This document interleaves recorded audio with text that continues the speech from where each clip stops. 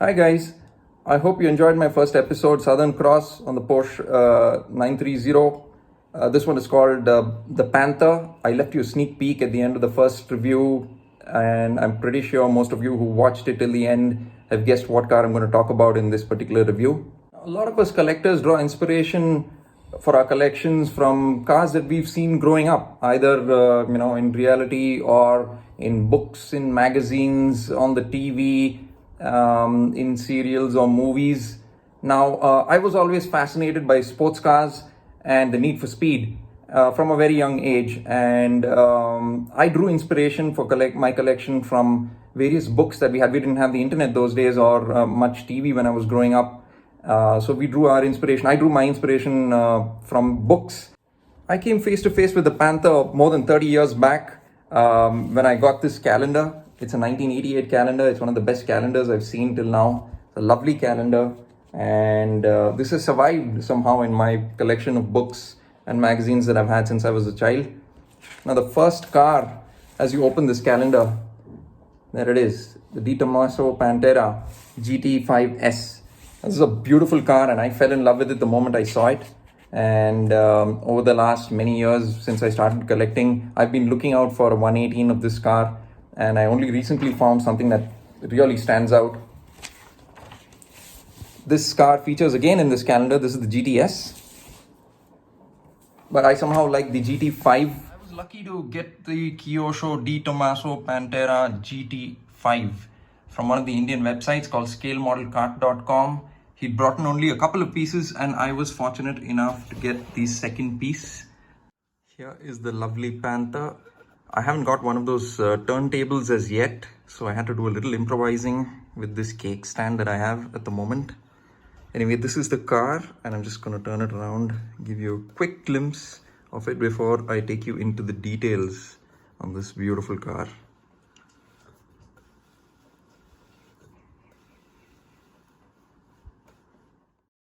Okay, so here's what the car looks like when it's fully opened. I've opened all the hatches that can be opened on this car, the doors, the hood, the boot, and these have pop-up headlights as well. So there's a little lever under the car, as you can see, and if you depress that, these lights pop up, and to close them, all you need to do is do that. Lovely details over here, as you can see, and you'd expect from a Kyosho with that little hatch over there. I also like these small little indicators. As you can see, these are separate plastic parts. It's not painted onto the car. I appreciate that. Nice wheels, the door handle, the mirror, and the seat belts, as you can see, nicely done by Kyosho. The seats are done well. The dashboard is also very nicely done by Kyosho.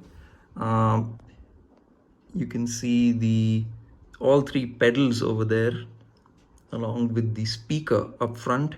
Now the Di Tomaso badging on the steering wheel, nice. The T with the Argentinian white and blue. The center console is also nice. I'm not sure if this can get captured on this, but the Di Tomaso badge is also on the gear knob. Nice there. Now rear wheels are huge.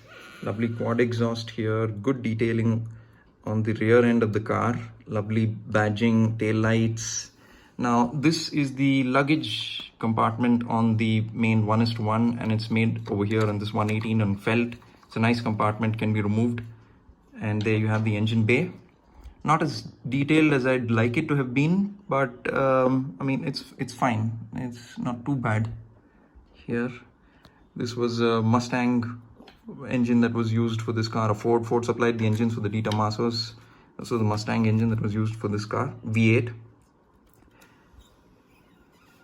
Like most of the cars from the 80s, these had exaggerated, and that were built in Italy, these had those exaggerated wheel arches. A lot of comparisons you can draw between this and the legendary Countach. Now, lovely. That's the front end of the car. Now, moving on to pricing of this car, I was able to get this converted for about USD 300, a little over $300. And that is about the going rate for this car on eBay. It's still available. If you'd like it, please go ahead and pick it up. Okay, so this review wouldn't be completely fair if I didn't tell you what I didn't like on this car. There's not many things I don't like. There's just a couple of them actually, to be honest. Right, so on the 1:1, these wheel arches, the side skirting, as well as the spoiler were made of fiberglass. And on this 1:18, it's made in plastic. As you can see, it's not metal. Now, this is one thing that I don't like on this car. There are quite a few gaps, as you can see, between the side skirting as well as these wheel arches, as you can see here. There's a bit of a gap. This is something I think Kyosho could have finished a little better on this car. That's one of them.